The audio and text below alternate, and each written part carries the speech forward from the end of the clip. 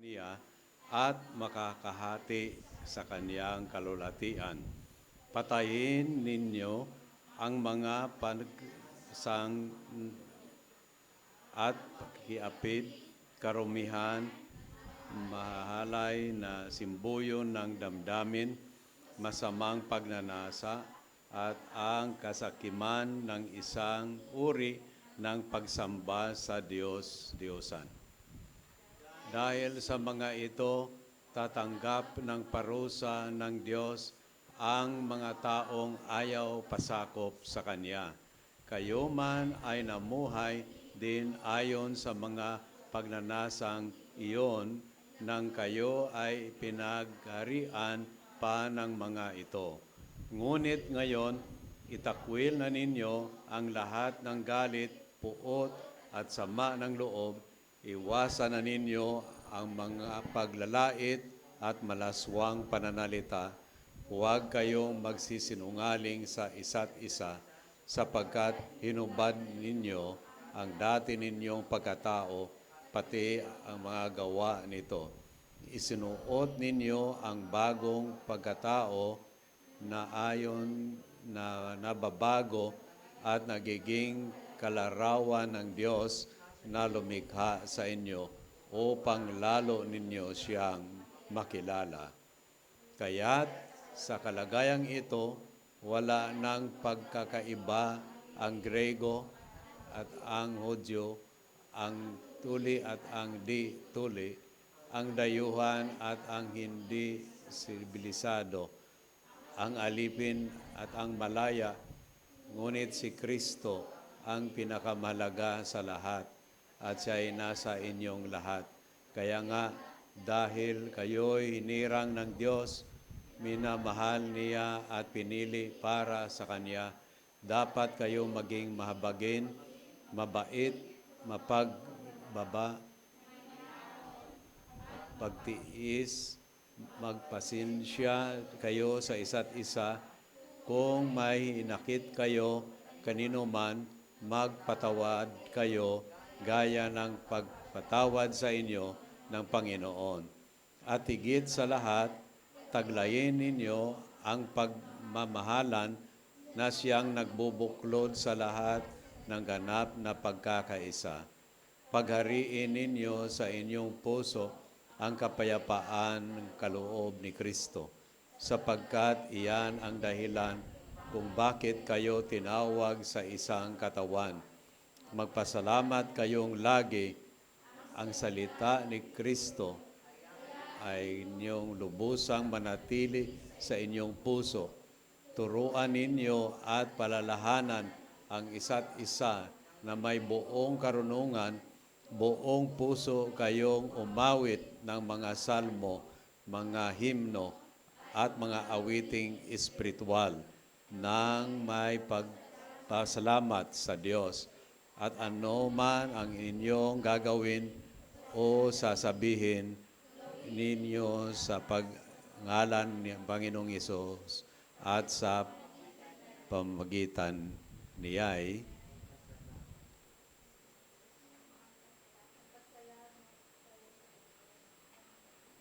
okay. Naputol.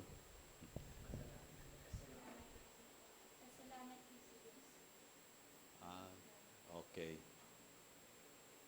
Okay. So, praise God, tayo manalangin. Salamat, Panginoon, sa muling pagkakataon na ang inyong salita ay muli naming matunghayan at harinaway ipaintulot nyo na sa umagang ito, amin talaga ma-focus o kaya maituon ang aming mga pag-iisip, damdamin sa iyo lamang, Panginoon, at sa iyong banal na salita. Ihanda niyo po ang bawat isa sa amin sa pangalan ng Panginoong Hesus. Amen. Tayo po ay mag-siupo. Hindi lang dinagdagan ng si Ardalyn yung pag-ano po, kako magbigay lang ng maski isa kung may pagkakataon mamaya o sa iba pang pagkakataon. ay bigay natin para po sa yung pangyayari simula nung Lunes hanggang Huwebes. 4 na araw, no? Biyernes. So, ating bigyan ng pagkakataon ang ating meeting muna, no? Pagkatapos ng meeting natin, mamaya ay kung may time pa, pakinggan natin po yung kanilang mga patotoo. So, ang ating pong topic ngayong umaga po, at medyo, sabi daw, maraming nagkasakit. So, medyo ano pa naman ito. Mahalagang Sunday ito dahil ito yung Sunday before ng ating anniversary. At kailangan na tayo ay mag-uusap-usap, organizein natin. Ewan ko kung sana wag lang na-COVID yung iba. Kasi may mga cases na rin na sumipa na rin. Ano? Pero pagkatapos ng ating pananambahan po, ay mahalaga talaga ang ating pag-uusapan. So, ngayong umaga po ay ang topic ay ang kapangyarihan ng muling ibinangon na buhay. Now, ito po ay hindi tumutukoy sa physical na pagkabuhay o muling pagkabuhay yung tinatawag na resurrection from the dead, no? Hindi po. Hindi rin po ito tumutukoy sa spiritual. Pero ito po ay moral na resurrection. Na ibig sabihin po, mula nang tayo ay naka-encounter sa Panginoong Hesus, nagkaroon po ng transformasyon. Yung kung baga, sabihin natin na turn around. At nagkaroon po ng, in a sense, na muling pagkabuhay. Ang thought dito, muling pagkabuhay, moral na muling pagkabuhay, ay kapareho po ito sa thought o sa ideya na tayo po ay nagkaroon po ng new birth. So ang sabi ng Biblia, ang sinumang na kay Kristo Jesus, siya po ay bagong nilalang. Kaakibat po yan sa new birth. Kaakibat din po yan sa sinasabi ng Bible, ang sinumang na kay Kristo Jesus ay bagong nilalang. So, moral resurrection po ito. At yung binabanggit na ang lahat ay naging bago, ang mga luma ay ito'y nakalipas na. So, titignan natin, una sa lahat po, ang first point natin, kinakailangan na tayo, para makaranas tayo, o kaya anong ibig sabihin na pagkaranas ng resurrected life, ay kailangan mayroong focus on heavenly things. Yung pagtuon o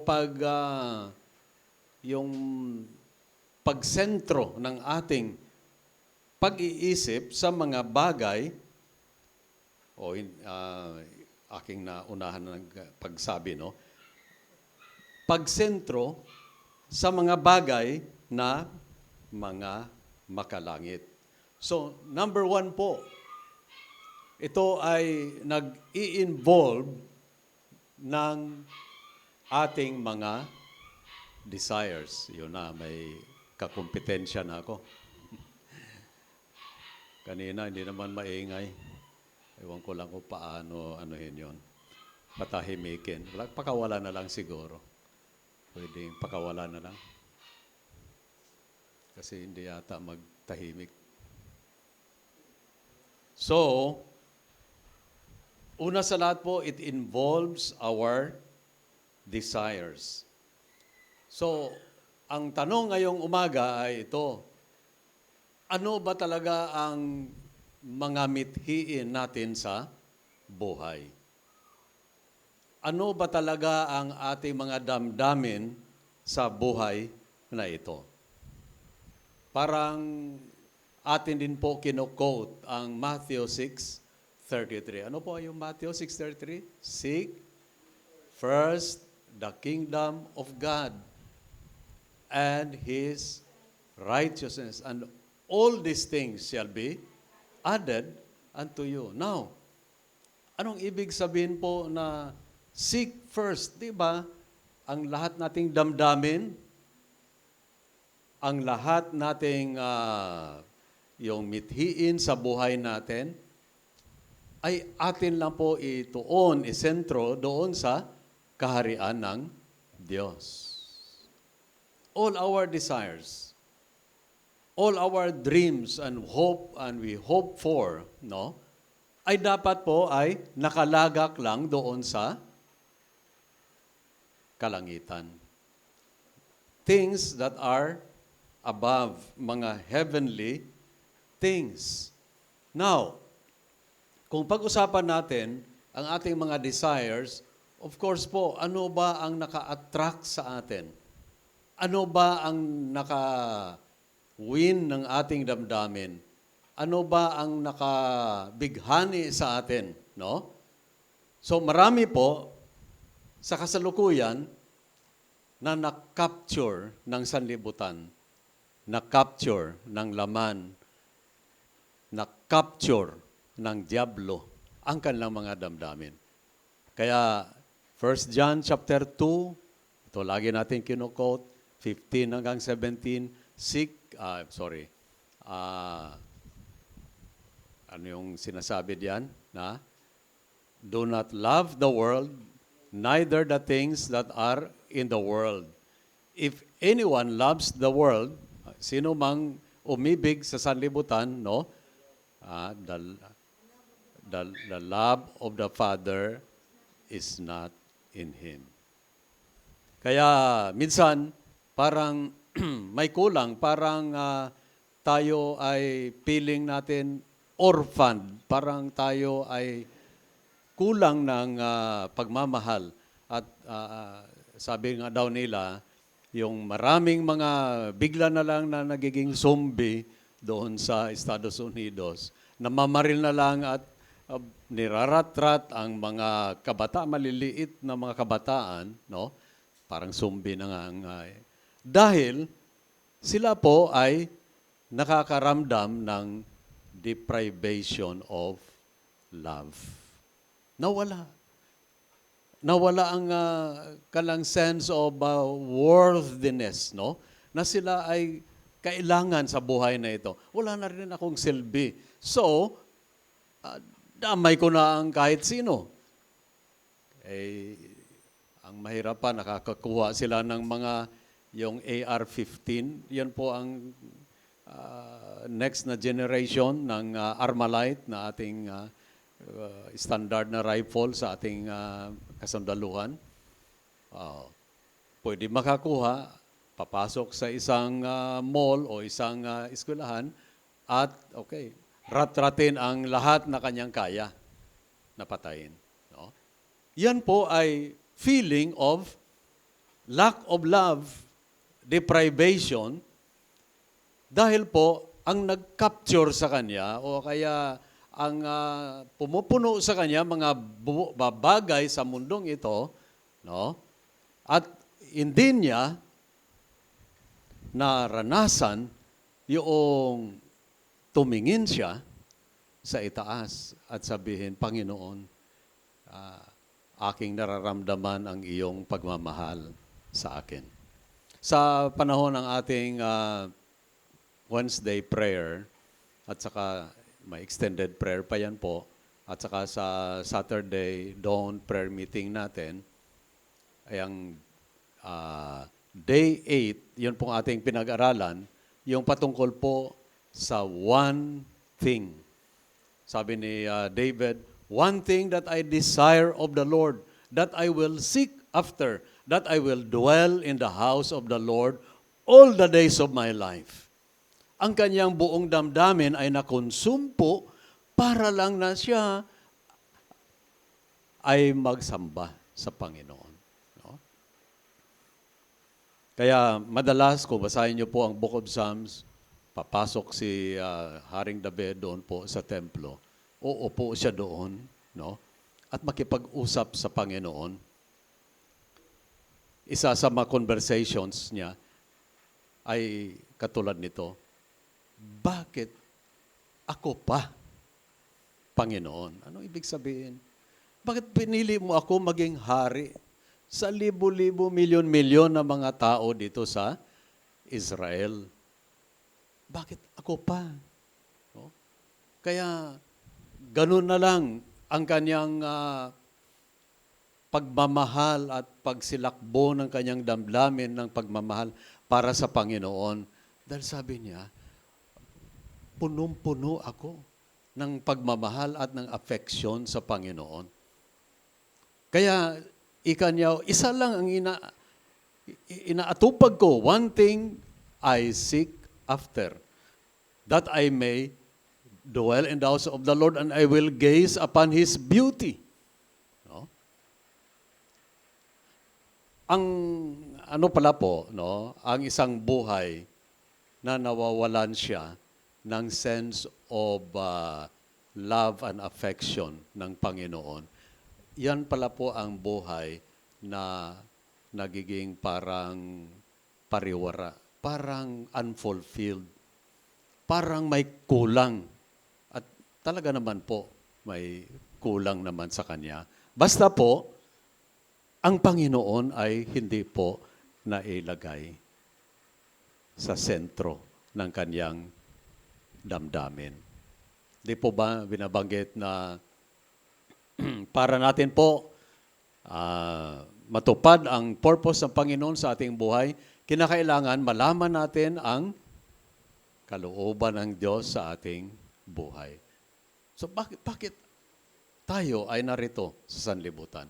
Pangalawa, kung bawat isa sa atin ay nagsasabi na tayo ay ligtas na at madalas binabanggit natin, ang kaligtasan ay nag-i-involve sa pagtawag.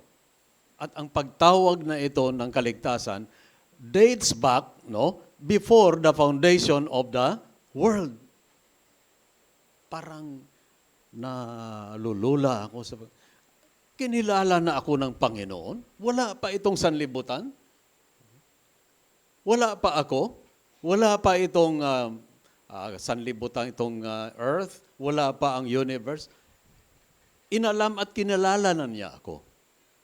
At sa natakdang panahon nung ako'y dumating na dito, sa buhay na ito, na pansamantala lang din, no?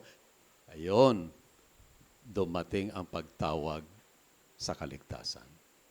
Yun po ang misteryo tungkol po sa buhay na ito. Alam nyo, napakarami po ang parang naku-confuse. Bakit ako ay andito? Ano ba ang silbi ko dito sa sanlibutan? Dahil po, hindi po nila lubusan na realize na ano ang nais ng Diyos sa kanilang buhay. Ngayon, ito, binabanggit na po na kinakailangan ang ating tanang buhay, tanang damdamin natin ay ituon natin sa Kanya. Well, baka naman parang tayo ay mag-object.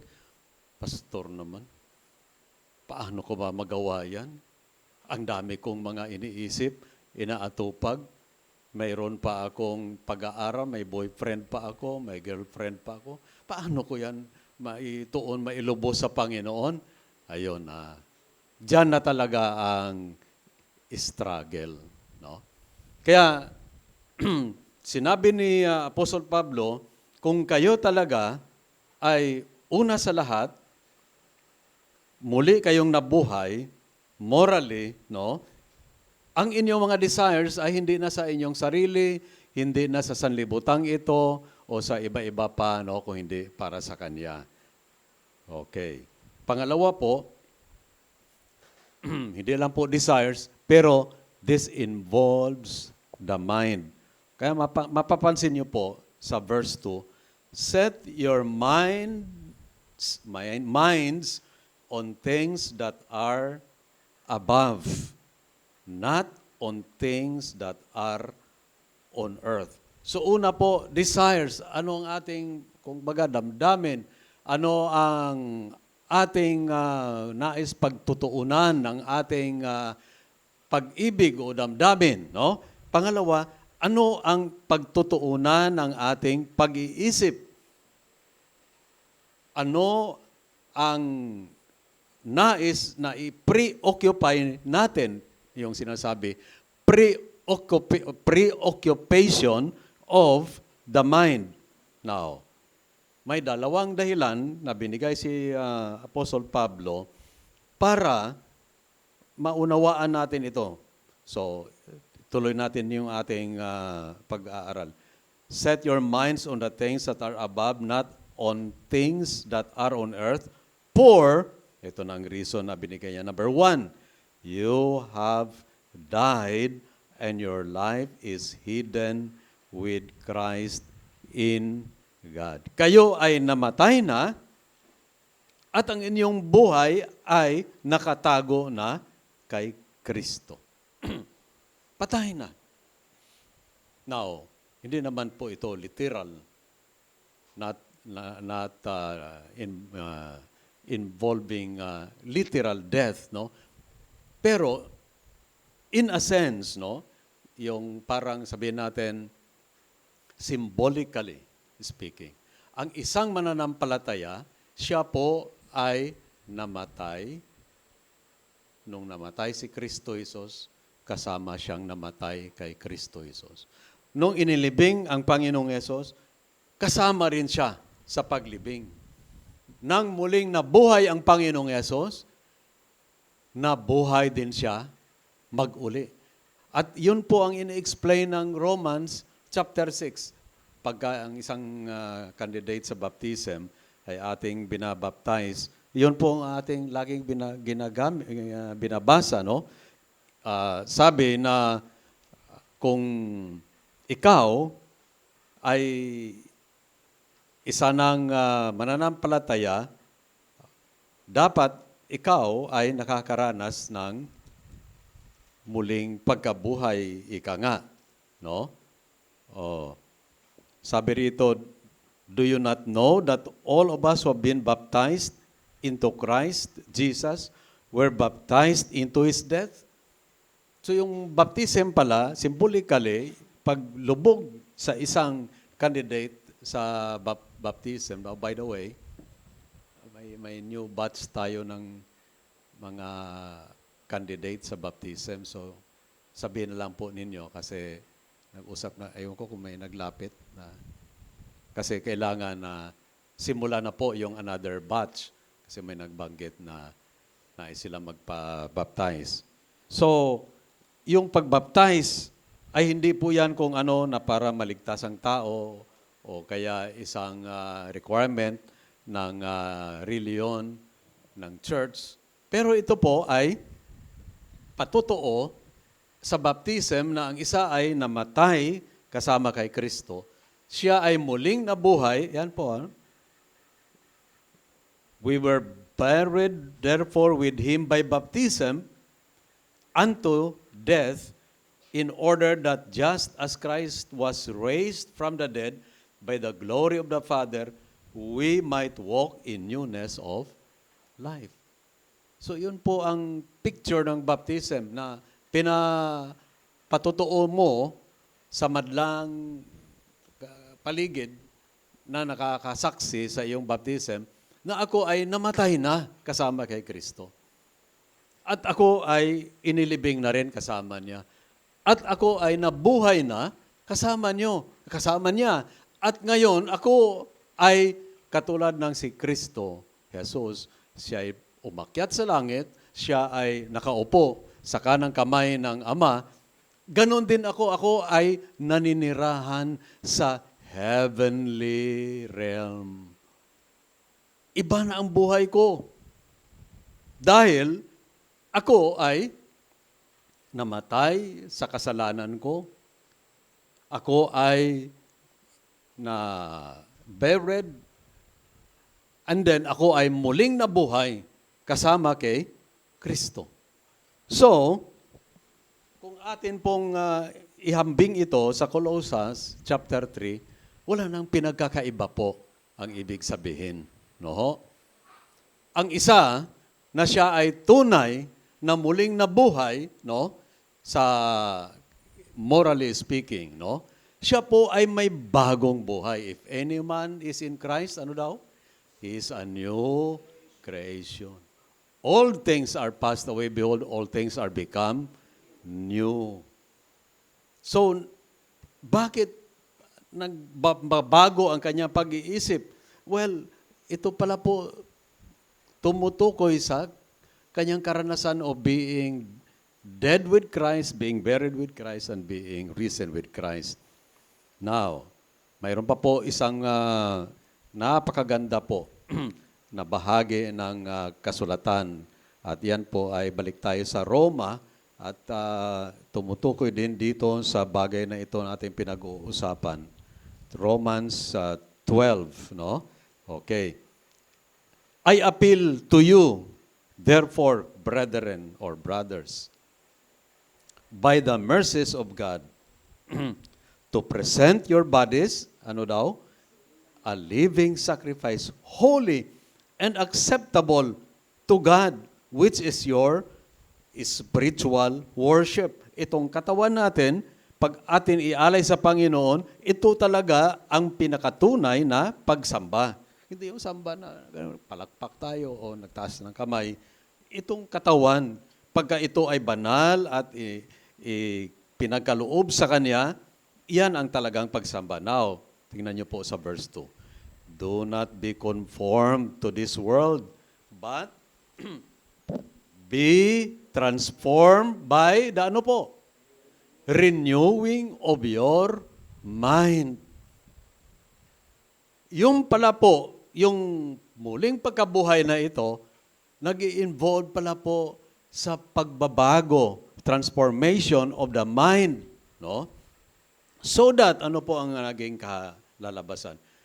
Testing, you may discern that what is the will of God, what is good and acceptable and perfect. Di ba? Parang may sense na ang tinutukoy natin na nabuhay muli kasama kay Kristo, na nag-i-involve ng renewing of the mind. Alam niyo po, sabi nga ng isang author, ang battleground sa Christian life ay ang mind. Dito talaga natatalo o kaya nananalo ang isang mananampalataya.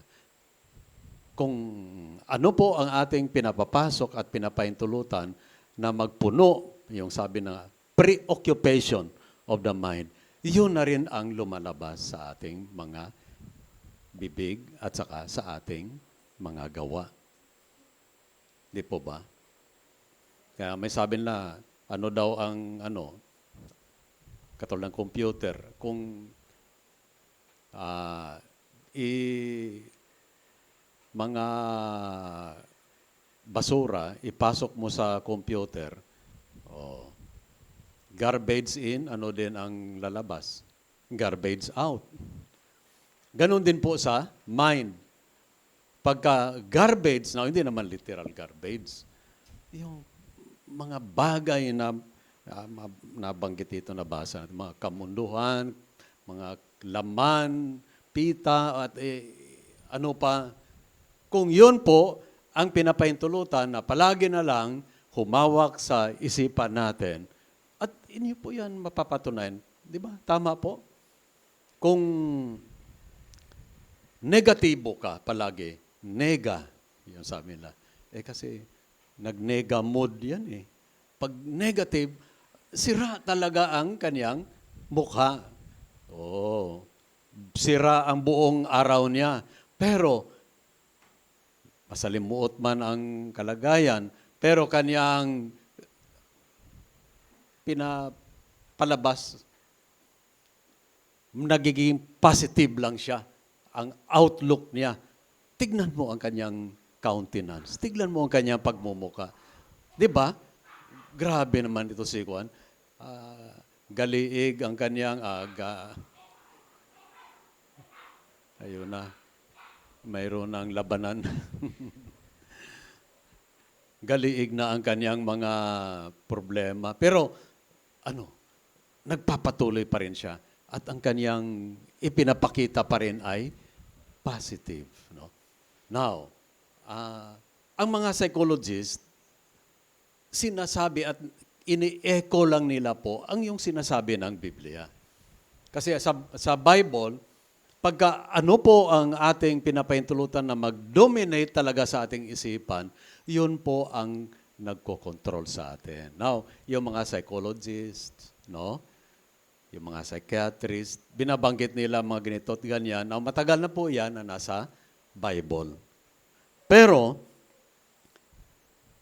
yan po ating nakita, it involves the mind, and number one, identification with Christ. Ang reason bakit i-involve natin ang ating mind, dahil identified tayo with Christ's death. Pangalawa po, tayo ay magpapakita kasama sa Panginoon. Balik tayo dito po sa Colossians chapter 3. Napakaganda po ang mga binabanggit diyan po, no po, sa chapter 3. At nababanggit na kung bakit na ang ating mind, ang ating mga desires ay atin pong ituon sa Kanya, ilagak sa Kanya, i-focus sa Kanya, dahil ito ngayon ang pangalawang reason. Hindi lang pong identification with His death. Pero, when Christ, who is your life, appears, then you also will appear with Him in glory. Lagi lang po natin dapat, kung ating unawain si Apostol Pablo, lagi lang po natin na iisipin na ganito. Total, one of these days, pag ako ay kinuha na ng Panginoon, pag tayo kinuha ng Panginoon, tayo ay babalik muli kasama niya upang tayo ay maghari dito for 1,000 years. May awit na napakaganda na sabi, "The Christ I love is coming soon. It may be morning, night, or noon.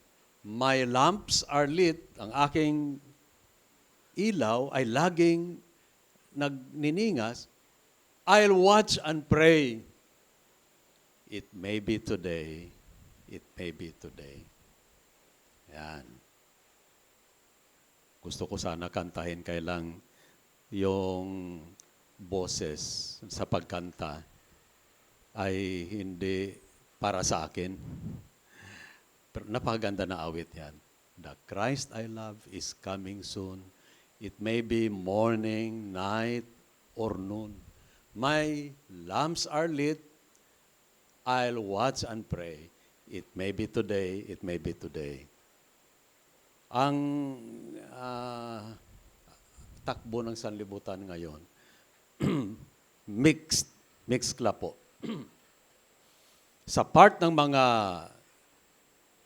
preachers, mga prophets, ika nga natin ng Panginoon, sabi nila, the coming of Christ is any time now.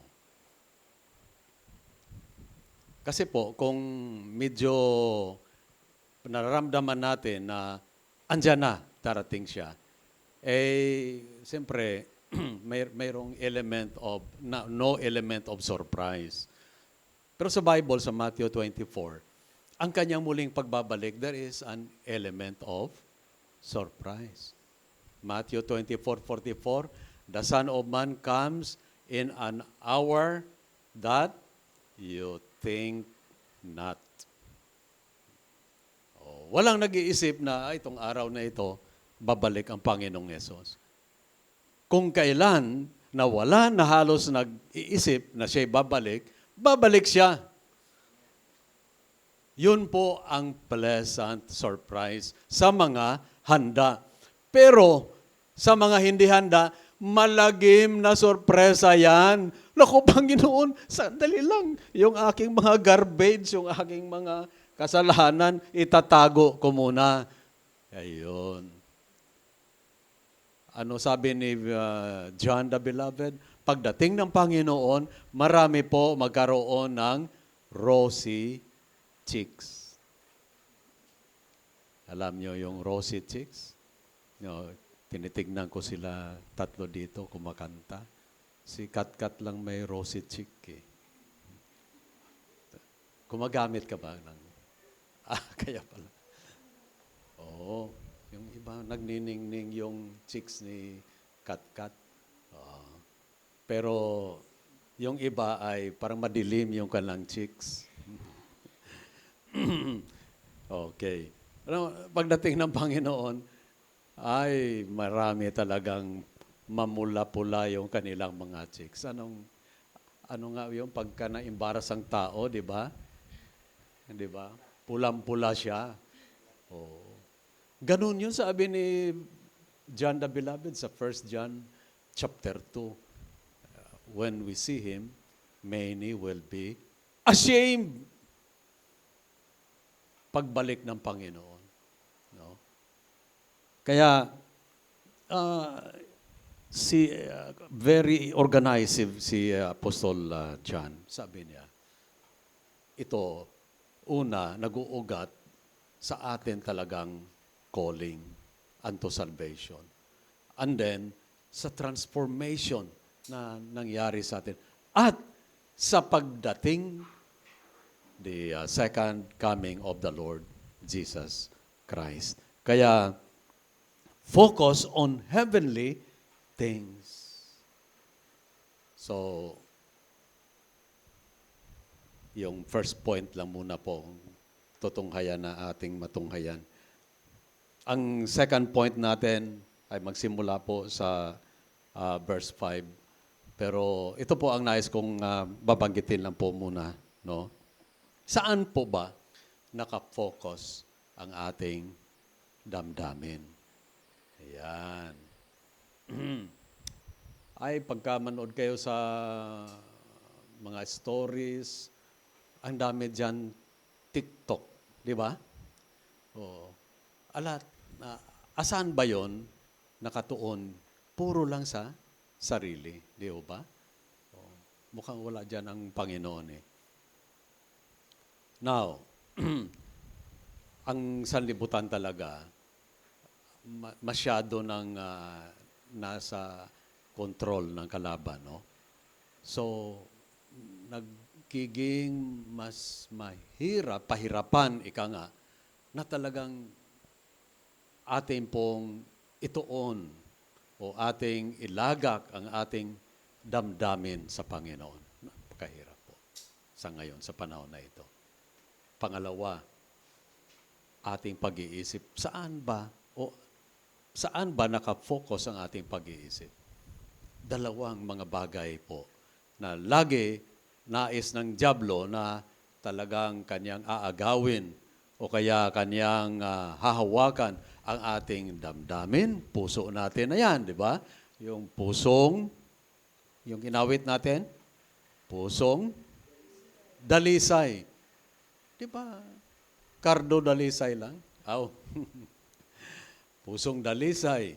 O, tapos, may isip, pag-iisip na ito ay naka-focus lang sa Panginoon. So, yun po ang unang napapansin natin para magkaroon tayo at nandiyan na rin stated, power sa resurrected life. It involves the focus of our desires and involves also the dedication of our minds sa Panginoon. Tayo po ay magsitayo po. Sa iyo, Panginoon, nagpapasalamat kami na minsan pa pinaalalahanan niyo kami na tunay nga sa larangan ng